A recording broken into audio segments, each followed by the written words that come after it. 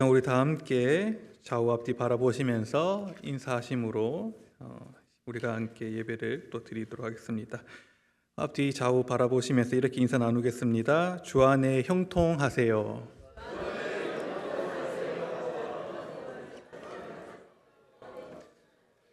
네. 인사를 나누시는 걸 보니까 다들 형통하고 싶어 하시는 것 같아요. 네. 오늘 인사한 대로 우리가 주님 안에 형통하실 수 있기를 간절히 소망합니다. 여러분, 우리가 잘 알고 있듯이 있는 이 루스벨트 대통령의 일화입니다. 이 시어더 루스벨트는 이 43세에 미국의 26대 대통령이 되었습니다. 이 최연소 대통령이 된 이 루스벨트는 이 재임 중에 난간이 부딪히면 꼭 하는 행동이 있었다고 합니다. 그 행동이 무엇일까요?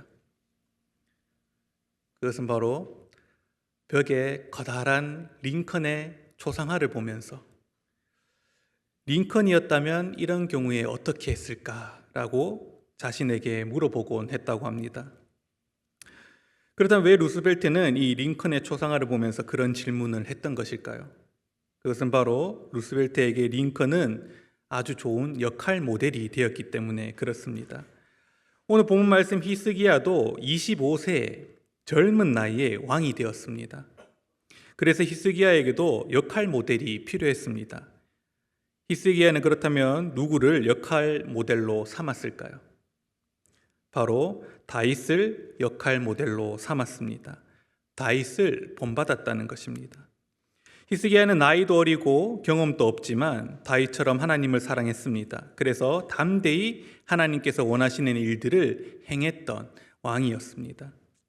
그러자 하나님께서 히스기야에게 복을 주셨습니다. 본문 말씀 7절에 기록되어 있듯이 여호와께서 그와 함께 하심에 그가 어디로 가든지 형통하였더라. 히스기야는 하나님의 복을 받아 29년 동안 나라를 다스렸습니다. 사무엘하 8장 6절에 보면 다윗은 어디로 가든지 하나님께서 이기게 하셨고 그를 본받아 살아가는 히스기야는 어디로 가든지 형통케 하여 주셨습니다. 여러분, 이 스티븐 콥이라는 사람이 쓴 성공하는 사람들의 7가지 습관이라는 책이 있습니다. 이 책을 통해서 많은 사람들이 하기 위해서는 이러한 습관을 가져야 되겠구나라는 것을 깨닫게 되었는데, 여러분, 이같이 우리가 이 습관은요 매우 중요하다는 것이죠. 성공하는 사람들에게는 성공의 습관이 있고, 또 복받는 자들을 보면 복받는 자들에 대한 습관이 있고, 오늘 형통한 사람들을 보면 형통하게 살아갈 수 있는 그 삶의 습관이 다 있다는 것입니다. 이 습관은 그물과 같아서 한번 짜여지면 든든하게 연결되어서 우리 인생의 한 일부분이 되어 우리 인생을 변화시켜 줍니다. 그래서 나쁜 습관은 인생을 망치게도 하고 좋은 습관은 형통과 성공과 번영을 이루게도 한다는 것이죠.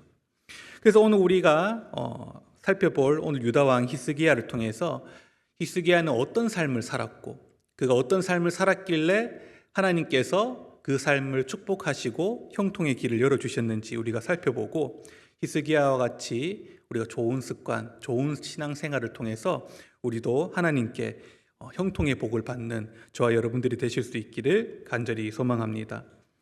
그렇다면 여러분, 형통할 수 있었던 비결은 무엇일까요? 첫 번째, 히스기야는 다윗을 본받아서 하나님 보시기에 정직하게 행했다는 것입니다. 열왕기를 보면 선한 왕에 대한 평가의 기준은 다윗이 되고 악한 왕들의 평가는 여로보암이나 아합이 기준이 됩니다. 그런데 불행하게도 성경의 많은 왕들에 대해서 어떻게 기록되어 있습니까? 그의 조상 다윗과 같지 아니하여 그의 하나님 여호와께서 보시기에 정직히 행하지 아니하고라고 기록되어 있습니다. 성경에 많은 왕들이 등장하지만 다윗에게 다들 미치지 못했다는 것이죠. 그런데 오늘 본문 말씀 3절 히스기야는 이렇게 기록되어 있습니다. 히스기야가 그 조상 다윗의 모든 행위와 같이 여호와께서 보시기에 정직하게 행하여라고 말씀하고 있습니다. 히스기야는 아버지 아하스는 이 이방 신상과 우상을 곳곳에 만들게 했고 하나님께 예배드리는 성전 문을 폐쇄했습니다.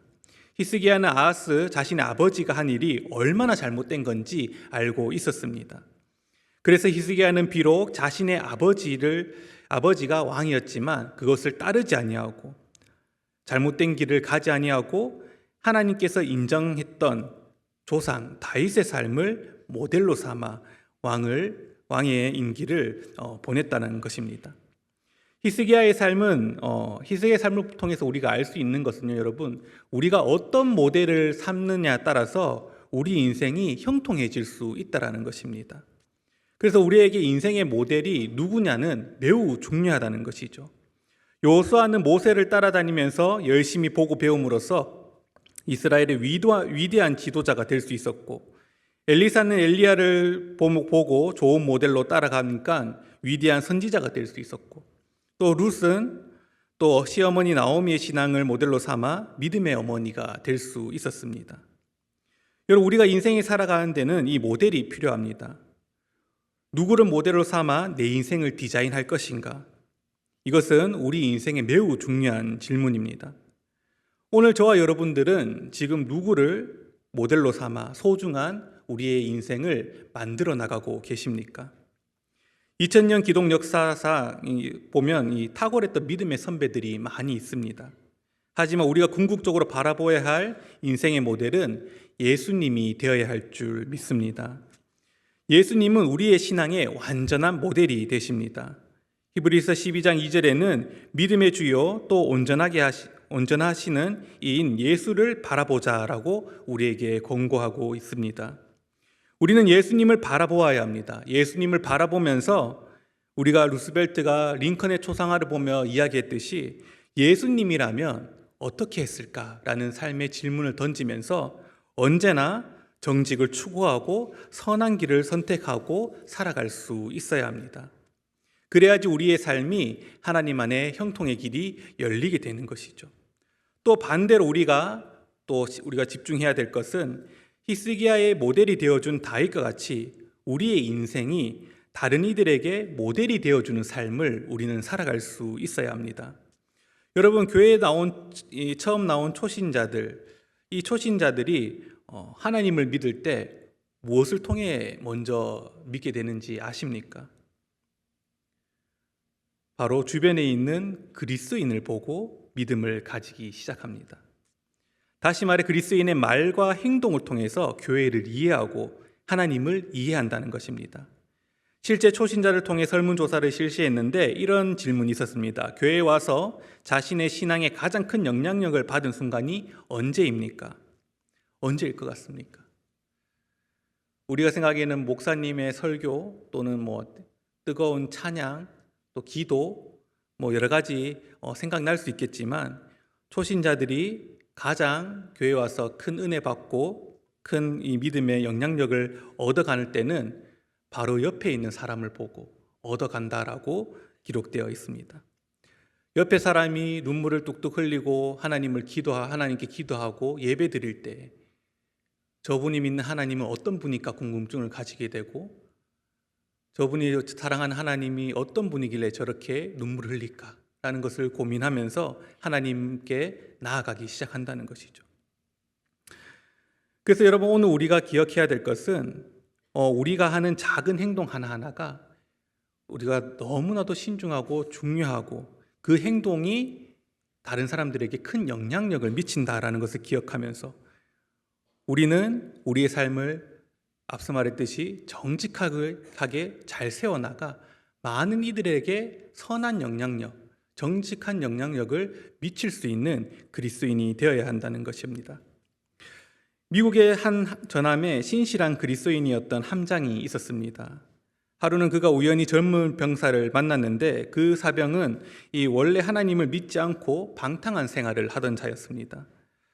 함장은 평소에 누구를 만나든지 이 성경책을 나누어 주곤 했는데 이 함장이 이 병사에게도 성경책을 나누어 주려고 하니까 이 부관이 함장에게 이야기하기를 함장님, 저 친구에게는 성경책을 줄 필요가 없습니다 라고 이야기를 했습니다.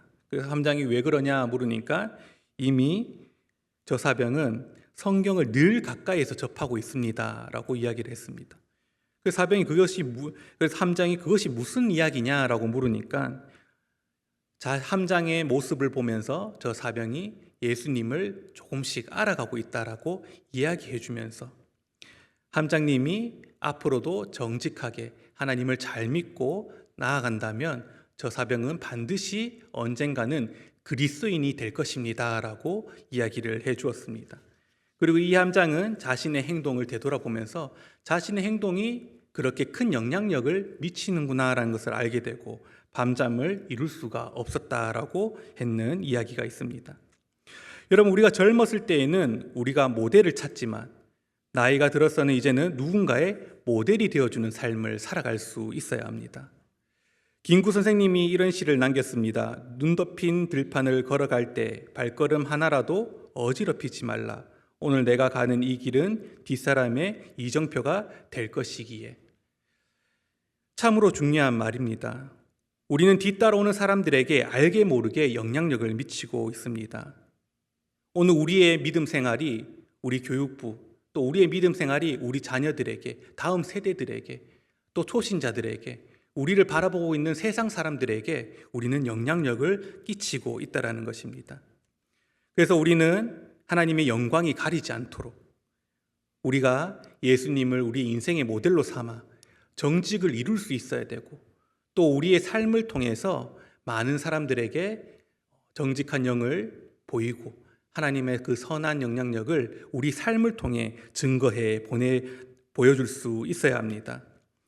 그러므로 오늘 우리 모두 예수님을 인생의 역할 모델로 삼아 그 발자취를 따르며 정직을 이루고 우리의 삶을 통해 주변 사람들에게 정직하고 선한 영향력을 끼칠 수 있는 모델이 되어서 우리가 히스기야와 같이 정직한 자에게 하나님께서 주시는 그 형통의 복을 모두 받고 누릴 수 있기를 간절히 소망합니다.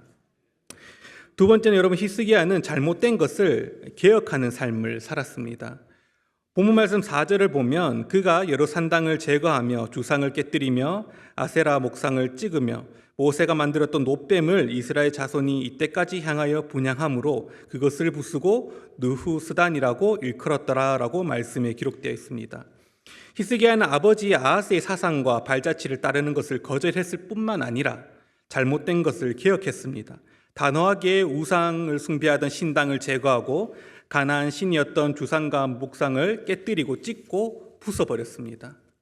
여러분, 이러한 일이 별거 아닌 것으로 생각될 수도 있지만 만일에 이것이 별거 아니었다면 그동안 유다 왕들은 왜 해내지 못했을까요? 이미 이스라엘 사람들에게 오랜 전통과 신앙으로 자리 잡고 있는 산당을 없앤다는 것은 쉬운 일이 아니었을 것입니다. 백성들의 반발을 살 수 있는 일이기 때문에 섣불리 행동할 수 있는 일이 아니었을 것입니다. 더 대단한 것은 여러분, 놋뱀을 깨뜨려 버렸다는 것입니다. 놋뱀은 다른 사람이 아닌 모세가 만든 것입니다. 모세가 만든 놋뱀이라면 이스라엘의 국보급 정도는 되는 굉장한 물건이 아니겠습니까? 그래서 이스라엘 백성들은 그 놋뱀을 거룩한 것으로 여기면서 놋뱀을 향하여 분향했던 것입니다. 그러면 모세는 이 놋뱀을 왜 만들었을까요? 우리가 잘 알고 있듯이 하나님께 불순종함으로 불뱀에 물려 죽어갈 때에 이때 모세가 백성들을 구원하기 위해 하나님의 계시에 의해 놋뱀을 만들고 그것을 쳐다보는 자마다 구원받을 수 있게 했던 사건이 있습니다. 과거 하나님은 이 놋뱀을 통하여서 역사하셨습니다. 놋뱀은 하나님의 구원의 통로였습니다. 그런데 세월이 흐르면서 그 통로 자체가 우상화가 되면서 통로가 절대화된 것을 본 히스기야는 이것을 과감하게 부숴버리고 오늘 뭐라고 기록되어 있습니까? 느후스단, 그냥 놋조각이라고 선언했습니다. 여러분, 우리 삶 가운데도 이러한 놋뱀이 존재할 수 있습니다. 놋뱀은 나로 하여금 하나님을 보지 못하도록 가리고 있는 것을 의미합니다. 그래서 우리는 돈이 놋뱀이 될 수가 있고, 또 누구에게는 명예와 권력이 놋뱀이 될 수 있고, 요즘 시대는 개인의 삶이 중요시되는 요즘 시대에는 자신 스스로가 놋뱀이 될 수 있습니다. 그리고 이 놋뱀을 제거하지 않으면 우리는 하나님을 볼 수 없습니다. 놋뱀을 제거해야지 우리는 하나님을 제대로 바라볼 수 있게 됩니다. 특별히 시대가 성장하고 급변하면서 우리 개인의 삶의 가치가 더 중요시 되는 이 시대에 반대로 우리의 신앙은 많이 무너지고 있는 것을 볼 수 있습니다. 과거의 신앙은 절대적이었지만 자신의 삶의 가치가 중요시 여겨지는 지금은 신앙은 선택적인 것이 되고 말았습니다. 우리가 잘 알고 있듯이 코로나 이후에 이 가나안 성도가 급격하게 늘어나기 시작했고, 예배자가 아닌 관람객으로 와서 예배를 구경하다 가는 사람들이 많이 늘어났다는 것입니다. 교회의 마당만 밟고 가는 자들이 너무나도 많아졌다는 것입니다. 여러분, 우리는 이러한 시대 가운데 어떤 믿음 생활을 해야 되겠습니까? 히스기야와 같이 잘못된 것을 기억하는 자가 되어야 할 줄 믿습니다. 로마서 12장 2절에는 뭐라고 기록되어 있습니까? 너희는 이 시대를 본받지 말고 오직 마음을 새롭게 함으로 변화받아 하나님의 선하시고 기뻐하시고 온전한 뜻이 무엇인지 분별하도록 하라. 그렇습니다. 여러분, 우리는 악한 시대를 보며 무분별하게 따라갈 것이 아니라 히스기야와 같이 분별력을 가지고 잘못된 것을 과감히 뜯어 새롭게 개혁해 나갈 수 있어야 합니다.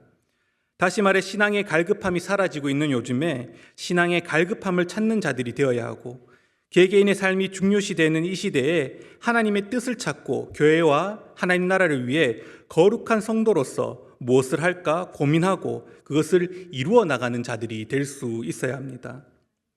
여러분, 물론 개혁한다는 것은 쉬운 일이 아닙니다. 히스기야도 쉽지 않았을 것입니다. 그러나 그럼에도 불구하고 오늘 우리가 히스기야와 같이 잘못된 것을 개혁하고 하나님께서 기뻐하실 만한 일들을 우리가 찾아 행하며 살아간다면 하나님께서 그 삶을 기뻐하시고 축복하시며 반드시 우리의 삶을 히스기야와 같이 형통한 길로 인도해 주실 것입니다. 그런즉 악한 세대를 본받지 말고 우리가 안주하지 말고 오늘 말씀에 힘입어서 우리의 신앙의 개혁을 이루고 교회와 하나님 나라를 더욱 아름답게 세워나가는 우리 모두가 되실 수 있기를 간절히 소망합니다. 마지막 세 번째는 여러분, 히스기야는 오직 하나님만 의지했습니다. 본문 말씀 5절에서 6절 말씀을 보면 히스기야가 이스라엘 하나님 여호와를 의지하였는데 그의 전후 유다 여러 왕 중에 그러한 자가 없었으니 곧 그가 여호와께 연합하여 그에게서 떠나지 아니하고 여호와께서 모세에게 명령하신 계명을 지켰더라라고 이야기하고 있습니다.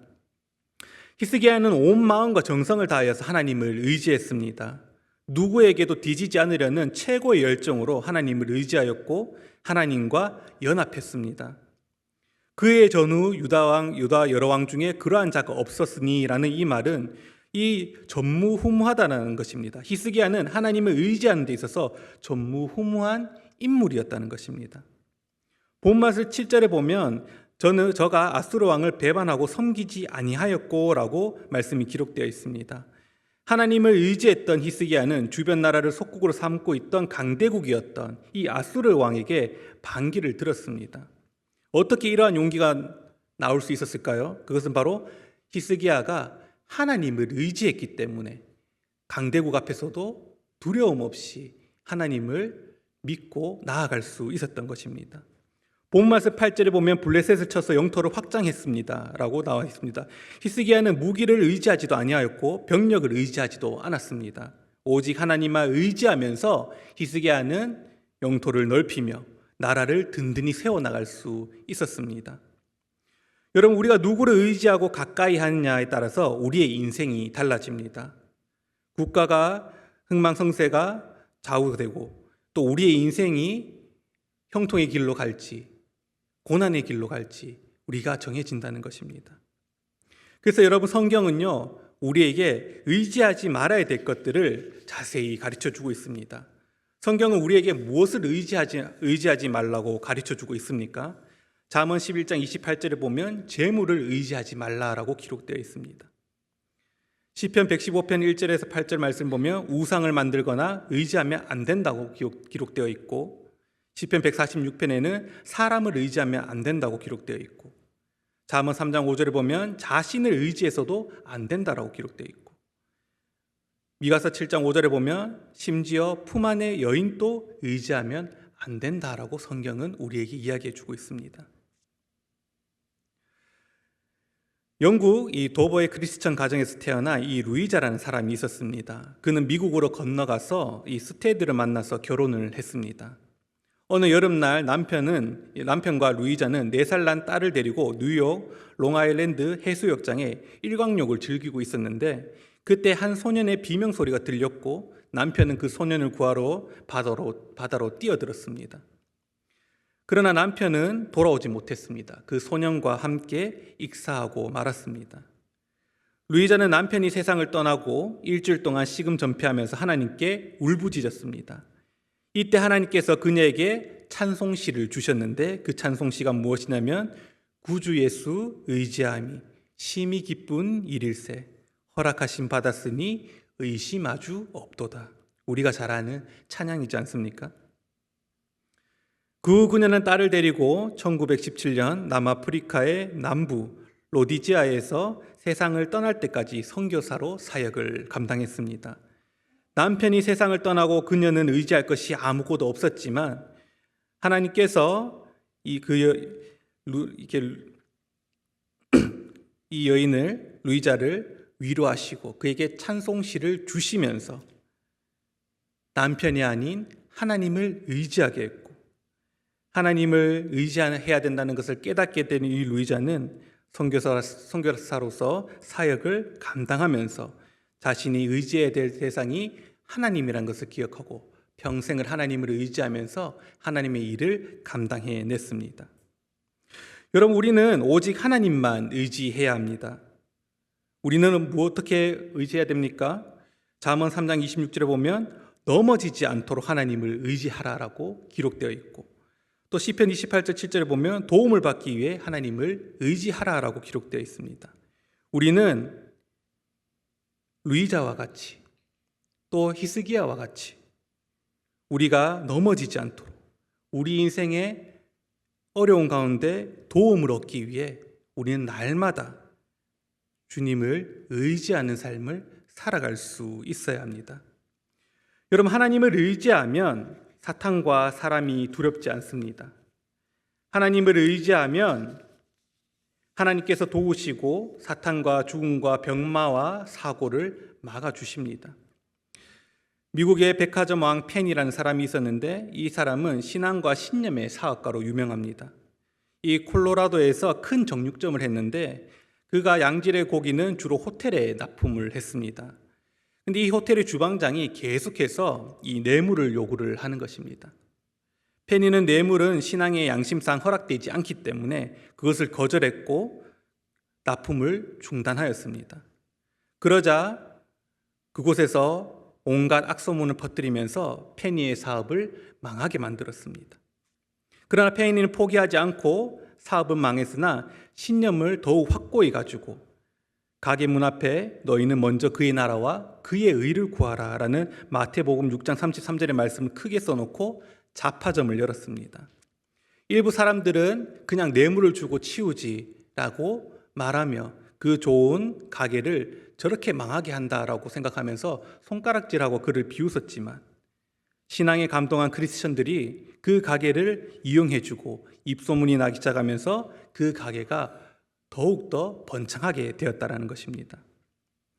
여러분, 우리가 생각하기에 하나님을 의지한다는 것은 때로는 불완전하고 위험해 보이기도 합니다. 또 생각과 마음대로 잘 안 될 때가 있을 것입니다.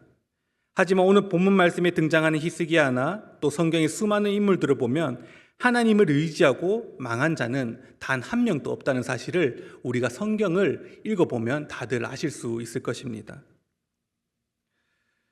히스기야는 하나님을 의지함으로 왕으로서 형통한 삶을 살고 나라를 든든히 세워나갔습니다. 사랑하는 성도 여러분, 오늘 우리 모두 하나님을 의지함으로 하나님과 연합하여 히스기야와 같이 담대하게 나아갈 수 있기를 바랍니다. 그리하면 하나님께서 지키시고 인도하셔서 우리로 하여금 반드시 승리케 하시고 형통케 하시며 우리의 삶을 책임져 주실 것입니다. 말씀을 정리하겠습니다. 사랑하는 성도 여러분, 오늘 저를 포함하여 이 자리에 계신 여러분들 모두 아무도 형통하지 않는 삶을 살아가기를 원하지 않을 것입니다. 모두 형통의 복을 받기를 원하실 줄 압니다. 그렇다면 우리가 반드시 기억해야 될 것이 있습니다. 성도의 형통한 삶은 모든 일이 뜻대로 잘 되는 것이 형통이 아니라 하나님이 지켜주시고 인도해 주시는 삶이 형통의 삶이라는 것을 먼저 기억하셔야 합니다. 그리고 우리가 주님 안에 형통을 받고 살아가기 위해서는 예수님을 우리 인생의 역할 모델로 삼고 그 발자취를 따라 걸어가고 개인의 신앙과 교회와 하나님 나라를 위해 계속적으로 개혁해 나가 변화와 성장을 이루는 자들이 될 수 있어야 합니다. 그리고 더 나아가서 성경에 말씀하고 있듯이 정직을 이루고 교회와 하나님 나라를 위해 우리가 일을 할 때에 이를 미워하고 방해하는 자들로부터 고난과 핍박을 받을 수 있겠지만 그러한 순간에도 우리가 예수님을 의지하고 연합해 나가면 주님께서 우리를 지키시고 인도하심으로 우리의 삶이 주님 안에 형통의 복을 받고 그 길을 걸어갈 수 있는 자들이 될 수 있는 것입니다. 오늘 말씀을 기억하심으로 우리 모두 히스기야와 같이 주님 안에 형통의 복을 받고 누리며 살아갈 수 있기를 간절히 소망하고 축복합니다. 기도하겠습니다. 우리가 측량하지 못할 사랑과 은혜를 베푸신 하나님 아버지 감사합니다. 이 시간 우리가 히스기야의 삶을 말씀을 통해 들었습니다. 하나님께 형통의 복을 받은 히스기야의 삶을 우리가 살펴보았습니다. 히스기야의 삶을 통해 이 시간 우리 모두 도전받아 우리의 삶과 신앙이 뜨겁게 변화되는 역사가 있게 하여 주시옵소서. 날마다 주를 닮아가고 그 발자취를 따라가기를 힘쓰게 하시고 하나님의 뜻을 찾고 하나님께서 기뻐하실 만한 일들을 행하게 하시며 우리 삶을 통해 하나님께 영광 받으시고 하나님 나라가 아름답게 세워지는 역사가 있게 하여 주시옵소서. 때론 우리가 예수님을 본받아 정직을 이루고 하나님께서 기뻐하실 만한 일들을 행할 때에 많은 방해 요소들이 생겨나고 우리를 대적하는 악한 세력들도 있겠지만 날마다 주를 의지하고 연합하며 나아가는 주의 거룩한 백성들이 되게 인도하여 주시고 주를 의지하는 우리의 삶을 지키시고 인도하셔서 늘 그 삶이 주님 안에 형통의 복을 누리며 살아가는 복된 인생들이 되게 축복하여 주시옵소서. 특별히 오늘 이렇게 남성교회 헌신 예배로 모이게 하심을 감사합니다. 오늘 들은 말씀대로 살아갈 수 있는 힘과 용기와 지혜를 이 자리에 모인 남성교회 회원들에게 허락해 주시고 오늘 헌신 예배를 통해 다시 한번 마음과 뜻과 정성을 다해 사명을 다짐하고 하나님 나라를 위해 더욱 힘차게 일어나 전진하는 남성교회가 될 수 있게 축복하여 주시옵소서. 언제나 주님께서 남성교회 회원들과 함께하여 주시어 하는 모든 일이 주 안에 형통케 하시고 주께서 크신 영광을 받아 주시옵소서. 감사드리며 이 모든 말씀 살아계신 우리 주 예수 그리스도 이름으로 기도드립니다. 아멘.